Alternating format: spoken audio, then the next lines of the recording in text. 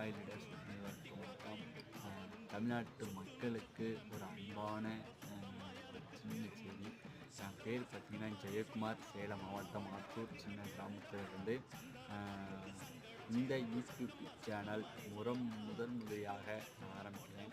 ஏன்னு கேட்டிங்கன்னா, மக்கள் எதை நோக்கி போகிறாங்கிறது இன்றைய வரை, நேற்று இன்று நாளை இன்ன வரைக்கும் தெரியல.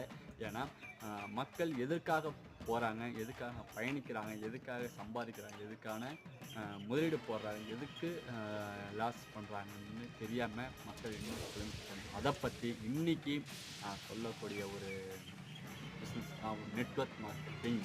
அப்போது நெட்வொர்க் என்பது ஏமாத்துறதா இல்லை, திருட்டு வேலையாக இல்லை, ஏமாத்து அவங்க சம்பாதிப்பாங்க இல்லை, தானும் சேர்ந்து தன்னை சுற்றியும் சேர்ந்து ஒரு